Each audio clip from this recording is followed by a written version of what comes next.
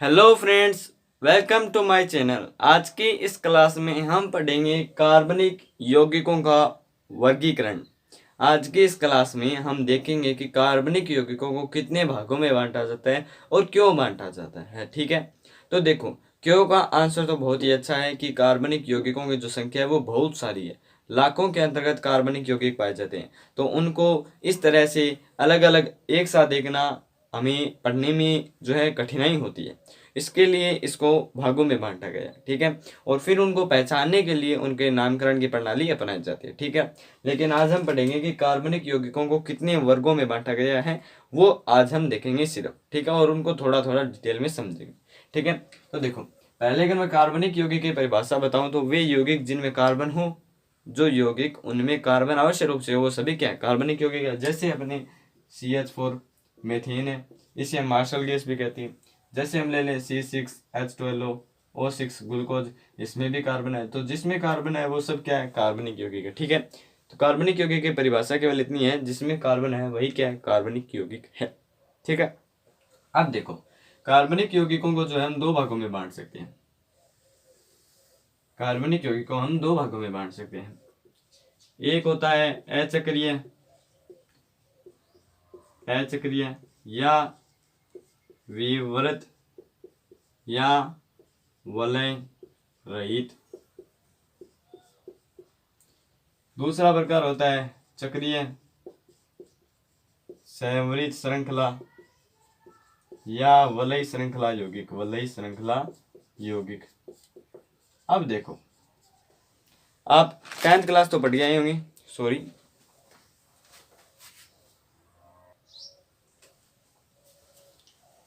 अब देखो, आप 10th क्लास तो पढ़ के आए होंगे। उसमें आपने देखा होगा कि कार्बनिक यौगिक के अंदर दो गुण पाए जाते हैं। पहला गुण होता है श्रृंखलन का यानी केटनेशन का, और दूसरा गुण होता है उसकी चतुसंयोजकता का। अब इन दोनों गुणों के कारण यह श्रृंखलाएं बनाता है, तो उन श्रृंखलाओं के आधार पर कार्बनिक यौगिकों को दो भागों में बांटा गया। श्रृंखलाओं के आधार पर कार्बनिक यौगिकों को दो भागों में बांटा गया, संरचना के आधार पर कार्बनिक यौगिकों को दो भागों में बांटा गया। अचक्रीय यानी जो चक्र में नहीं हो। अचक्रीय का मतलब है जिसमें पहला कार्बन और अंतिम जो कार्बन है वो आपस में जुड़े हुए नहीं। और विवृत का मतलब है जिसमें वृत न हो, यानी जो एकदम सीधी हो। वलय का भी मतलब चक्री है। बस इन सब तीनों का अर्थ है जिसमें चक्र न हो। जैसे मान लीजिए कार्बन की श्रृंखला तो आपको बनानी आती होगी कि इस तरह से श्रृंखलाएं बनती है, फिर आप हाइड्रोजन की पूर्ति ऐसे कर लेते होंगे। जैसे ये एक संरचना है, ठीक है।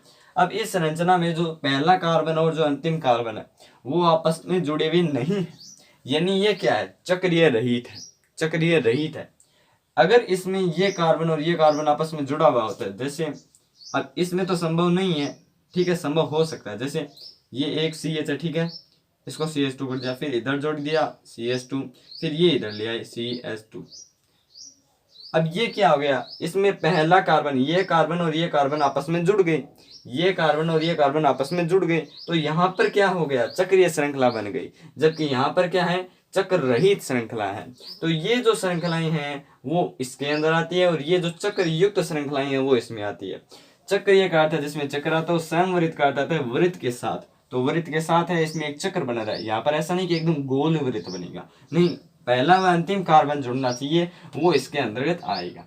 ठीक है, या वलय यानी जो गोल होती है जिसमें वलय बनते हो, वलय कहते हैं, कोई भी ऐसी आकृति बनती है ना ऐसे, इसको वलय कहते हैं। ठीक है, अब हम करते हैं इसका भी वर्गीकरण और इसका भी वर्गीकरण, फिर इसको और भागों में बांटा गया है तो उसको हम देखते हैं। ठीक है,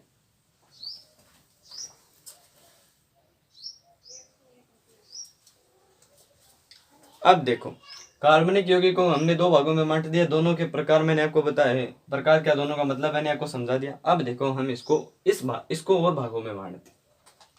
तो देखो, अचक्रीय को वैसे इसका एक ही प्रकार है, वैसे बांटने को हम इसको दो भागों में बांट सकते हैं, एक तो शाखित और एक अशाखित। ये बस हमने खुद ने बांटा है, वैसे इसका कोई जो है क्लासिफिकेशन नहीं है, इसको हमने बांटा है। शाखित का मतलब है जिसमें इस प्रकार से श्रृंखलाएं निकली हो। अब यहाँ पे एक एल्किल समूह जोड़ दिया और यहाँ पे CH3।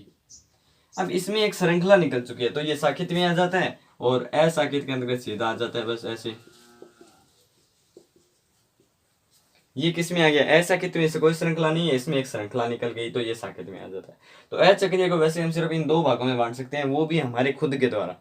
इसमें कोई मैन क्लासिफिकेशन नहीं है, इसका मैन क्लासिफिकेशन है इसका, ठीक है। इसको हम बहुत भागों में बांट रखे हैं हमने इसको, ठीक है। तो उसको हम देखेंगे, इसको हम केवल इतना ही देखेंगे। अब हम बात करते हैं चक्रीय और समृद्ध और वलयी श्रृंखला यौगिकों का वर्गीकरण। तो इनको देखो, दो भागों में इनको बांटा गया है। एक भाग यहाँ पे लिख देंगे और एक भाग यहाँ पे लिख देंगे, क्योंकि इसको तो अब हम इतना ही पढ़ेंगे ना, इतना ही पढ़ेंगे ना, ठीक है। अब देखो इनके नाम जो हैं वो मैं आपको बाद में बताऊंगा, ठीक है ना, आप आगे की क्लास में इनके नामकरण करना सीखेंगे। अब देखो चक्रीय, समृद्ध और वलयी श्रृंखला यौगिकों को हमने दो भागों में बांट रखा है। एक भाग है इसका एलिसाइक्लिक, एलिसाइक्लिक यौगिक, और दूसरा इसका प्रकार है एरोमेटिक यौगिक, एरोमेटिक यौगिक, ठीक है। अब देखो एलिसाइक्लिक में देखो, ये जो साइक्लो वर्ड है ना, एलिसाइक्लो जो साइक्लो वर्ड है ना, इसका अर्थ गोल होता है। साइक्लो, साइक्लो का अर्थ होता है जो चक्र बनाता है, जो गोल बनाता है, तो ठीक है। तो एलिसाइक्लिक का अर्थ क्या हो गया, यहाँ पे साइक्लो का अर्थ क्या हो गया, चक्र, चक्र बनाने वाले जो यौगिक है वो किसमें आते हैं, एलिसाइक्लिक यौगिक। और यहाँ पर एक बात और ध्यान रखना कि एलिसाइक्लिक यौगिक के अंतर्गत ऐसे वलय तो बनेंगे ही बनेंगे, ठीक है, ऐसे वलय तो बनेंगे ही बनेंगे, लेकिन इसमें एकल बॉन्ड भी आ सकता है और डबल बॉन्ड भी आ सकता है। इसमें केवल दो ही बॉन्ड आ सकते हैं, ठीक है। एलिसाइक्लिक यौगिक के अंतर्गत या तो एकल बॉन्ड होगा या डबल बॉन्ड होगा, या सिंगल बॉन्ड या डबल बॉन्ड, ठीक है। ये ध्यान रखना एलिसाइक्लिक यौगिक के अंतर्गत, ठीक है। देखो जैसे मैं संरचना बनाता हूँ, ये अपनी एक संरचना है, ठीक है, ये अपनी एक संरचना है, ठीक है, जो हमने इसकी बनाई थी। यहाँ पे CH2 है, यहाँ पे CH2 है और यहाँ पर भी CH2 है। तो यहाँ पे ये जो श्रृंखला है ना, इसमें एकल बॉन्ड है, तो ये साइक्लो में, तो ये इस एलिसाइक्लिक यौगिक के अंतर्गत आता है। किसके अंतर्गत आता है, एलिसाइक्लिक यौगिक के अंतर्गत। उसकी जो बात है वो पूरी अलग है। एलिसाइक्लिक यौगिक के अंतर्गत जैसे साइक्लो, अब आपको नाम नहीं आते होंगे, शायद आते होंगे तो आप समझ जाएंगे, साइक्लोप्रोपेन है, साइक्लोब्यूटेन है, साइक्लोपेंटेन है, साइक्लोपेंटीन है, साइक्लोहेक्सेन है, साइक्लोहेक्सीन है, वो सब इसमें आते हैं एलिसाइक्लिक यौगिक के अंतर्गत, ठीक है। एरोमेटिक यौगिक की अगर हम बात करें तो एरोमेटिक यौगिक के अंतर्गत मुख्य रूप से आता है बेंजीन। बेंजीन यहाँ पर मेन जो है, जैसे किसी कार्यपालिक के अंतर्गत जो PM होता है, उसी प्रकार से एरोमेटिक यौगिक के अंतर्गत बेंजीन जो है वही PM है, ठीक है। बेंजीन के अलावा इसमें कुछ नहीं है। अब बेंजीन की जो फॉर्मूला होता है वो होता है C6H6, ठीक है। इसकी श्रृंखला इस प्रकार की होती है, double bond double bond double bond, ये इसकी श्रृंखला होती है। या आप इसको इस प्रकार लिख सकते हैं, इसके बीच में ऐसे चक्कर लगा सकते हैं, ये बेंजीन की श्रृंखला होती है, ठीक है, बेंजीन की संरचना होती है। तो इस एरोमेटिक यौगिकों को हमने फिर से कितने भागों में बांटा है, 3 भागों में।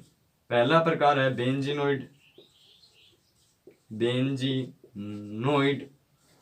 दूसरे का प्रकार है एबेंजीनोइड, ठीक है, अभी मत समझ लेना यार, एबेंजी, ठीक है, एबेंजी। फिर है विषम चक्रीय, विषम चक्रीय, ठीक है। इसको भी हमने 2 भागों में बांट रखा है, देखो, सम चक्रीय,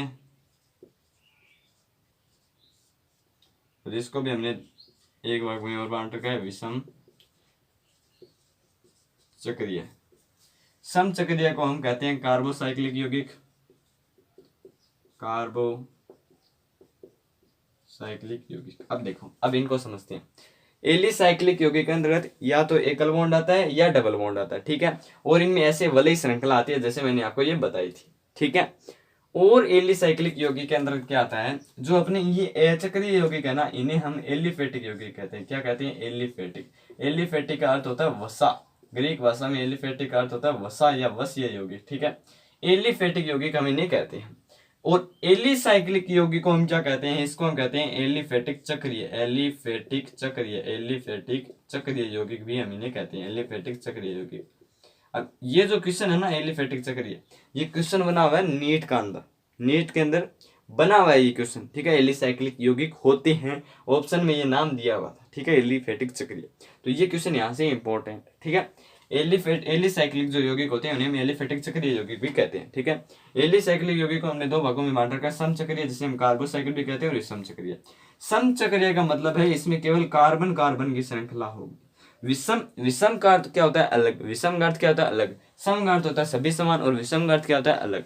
सम का अर्थ क्या होता है? समान, और विषम का अर्थ क्या होता है? अलग। तो इसमें एक कार्बन की श्रृंखला के बीच कोई ना कोई अलग यौगिक आ जाता है।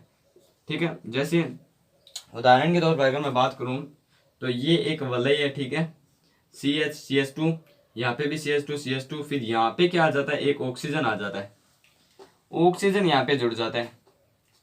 अब इन दोनों के बीच यहाँ पर कार्बन कार्बन का मैटर चल रहा था, बीच में ऑक्सीजन ने टांग घुसा दी, बीच में ऑक्सीजन ने टांग घुसा दी, ऑक्सीजन ने टांग घुसा दी, तो ये विषम चक्रीय यौगिक के अंतर्गत आ गया। अगर सम चक्रीय होता तो इसमें केवल कार्बन कार्बनों का मैटर चलता है इस प्रकार से, साइक्लोब्यूटेन, साइक्लोप्रोपेन, साइक्लोहेक्सेन है, साइक्लोहेक्जीन है, ठीक है, साइक्लोपेंटीन है। तो इस प्रकार का जो मैटर है ये सम चक्रीय में चलता है, कार्बन कार्बन का मैटर। अगर कोई बीच में टांग घुसा रहा है, जैसे ऑक्सीजन है, जैसे नाइट्रोजन है, जैसे सल्फर है, तो उसको हम विषम चक्रीय यौगिक में कहते हैं। अब इसका जो नाम है ना इस तत्व का, इसका नाम होता है टेट्राहाइड्रोफ्यूरिन। टेट्राहाइड्रोफ्यूरिन, टेट्राहाइड्रोफ्यूरिन, टेट्राहाइड्रोफ्यूरिन, टेट्राहाइड्रोफ्यूरिन, ठीक है, ये इसका नाम होता है इस यौगिक का, ठीक है ना, ऑक्सीजन वाले का, जिसमें ऑक्सीजन टांग घुसा है, ठीक है। बात करते हैं बेंजीनोइड यौगिक। एरोमेटिक, एरोम का अर्थ जो होता है वो ग्रीक भाषा में होता है विशेष सुगंध। ये जो सब यौगिक है इनमें एक विशेष सुगंध पाई जाती है, विशेष सुगंध पाई जाती है इन्हें, इसीलिए इन्हें एरोमेटिक यौगिक कहा जाता है। और सबसे पहला एरोमेटिक जो पदार्थ था वो यही था, बेंजीन। सबसे पहला aromatic compound is benzene, benzene था, ठीक है ना, बेंजीन सबसे पहला एरोमेटिक पदार्थ था। अब देखो एरोमेटिक यौगिक को हमने 3 भागों में बांट रखा है। बेंजीनोइड, इस बेंजीनोइड के अंतर्गत जो है वो C6H6 आएगा, इस बेंजीनोइड के अंतर्गत C6H6 आएगा। अब आप ऐसे मान लो कि ये 3 प्रकार की मीटिंग, इस मीटिंग के अंतर्गत PM हमेशा आएगा, इसके अंतर्गत ये कभी नहीं आएगा, और इसके अंतर्गत ये आ भी सकता है और नहीं भी आ सकता है, ठीक है। बेंजीनोइड जिसमें बेंजीन आएगा, एबेंजीनोइड जिसमें बेंजीन कभी नहीं आएगा। विषम चक्रीय के अंतर्गत बेंजीन आ भी सकता है, नहीं भी आ सकता है, लेकिन इसमें एक अलग परमाणु जरूर आएगा। जैसे इसके अंतर्गत विषम के अंतर्गत एक अलग परमाणु आया था, वैसे भी इसी के अंदर एक अलग विधायक जरूर आएगा जो टांग घुसाएगा अपनी, एक विधायक और आएगा, ठीक है ना, अलग परमाणु आएगा इसकी श्रृंखला के बीच में। बेंजीनोइड के उदाहरण देखें तो ये पहला बेंजीन ही इसका उदाहरण है, ठीक है, यहाँ पे नहीं आएगा ना, यहाँ पे आएगा, ये पहला बेंजीन इसका उदाहरण है। फिर आप ले सकते हैं इस प्रकार टोलुइन है, मेथिल बेंजीन है। फिर आप बेंजीनोइड का उदाहरण ले सकते हैं इस प्रकार से, जोड़ दो एमिनो बेंजीन। फिर आप ले सकते हैं OCH3 एनिसोल। फिर आप ले सकते हैं बहुत सारे उदाहरण, ठीक है, ये डबल बॉन्ड इस पे COCH3 ले लो, एसिटोफिनोन। अब देखो इनके नाम बता देता हूँ, अगर आप याद रखना चाहते हैं तो रख लीजिए, वरना आगे नामकरण में आएंगे। ये बेंजीन, ये टोलुइन या मेथिल बेंजीन, एमिनो बेंजीन या एनिलीन, एनिसोल या मेथोक्सीबेंजीन, और इसको हम कहते हैं एसिटोफिनोन, एसिटोफिनोन, एसिटोफिनोन, ठीक है। अब एबेंजीनोइड यौगिक की बात करते हैं तो इसमें क्या होता है, बेंजीन कभी नहीं आता, कतई नहीं आता है। एरोमेटिक यौगिक की एक खास बात और होती है कि इसके अंतर्गत एकांतर क्रम के बाद या तो डबल बॉन्ड आता है, एकांतर क्रम के बाद या तो डबल बॉन्ड आता है, या लोन पेयर आता है। लोन पेयर आप समझ ही चुके होंगे क्या होता है। देखो इसमें तो एक छोड़ के एक छोड़ के एक छोड़ के एक छोड़ के डबल बॉन्ड आ रहा है, इसी को कहते हैं एक अंतर डबल बॉन्ड, एकांतर डबल बॉन्ड, एकांतर डबल बॉन्ड। तो इसमें एकांतर क्रम के बाद डबल बॉन्ड आ रही है। लेकिन एबेंजीनोइड यौगिक का उदाहरण देखो, बड़ा ही खास उदाहरण है, ध्यान से समझना। ये एबेंजीनोइड का उदाहरण है, यहां से थोड़ा सा क्या है, मुड़ा हुआ है, इसको ऐसे कर देते हैं ताकि थोड़ा सा अलग दिखे ना, 1 2 2, फिर ऐसे मोड़ देते हैं ताकि थोड़ा सा अलग दिखे। अलग दिखना जरूरी है, बेंजीनोइड नहीं है ये, नहीं यार गड़बड़ हो गया, ये लो।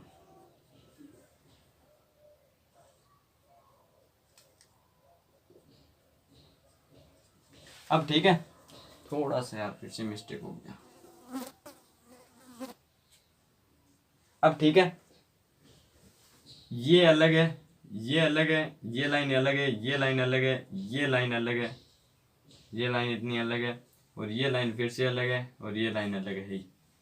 ठीक है, 1 2 3 4 5 6 7, नीचे जोड़ दो डबल बॉन्ड से ऑक्सीजन। ठीक है, और क्या करना है, और एरोमेटिक यौगिक की क्या खास बात है, एकांतर क्रम के बाद डबल बॉन्ड और लोन पेयर।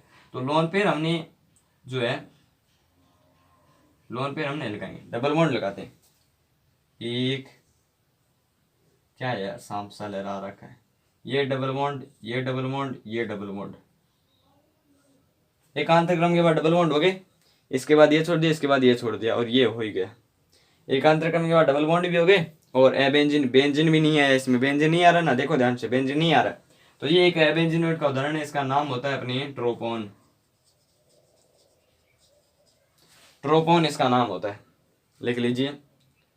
बात करते हैं विषम चक्रीय की, तो विषम चक्रीय में मैंने आपको बताया अलग आता है, इसमें पीएम आ भी सकता है और नहीं भी आ सकता। पीएम कौन, बेंजीन, आ भी सकता है नहीं भी आ सकता, लेकिन इसमें एक विधायक जरूर आएगा बीच में टांग घुसाने, जैसे इसके अंतर्गत आया था ऑक्सीजन।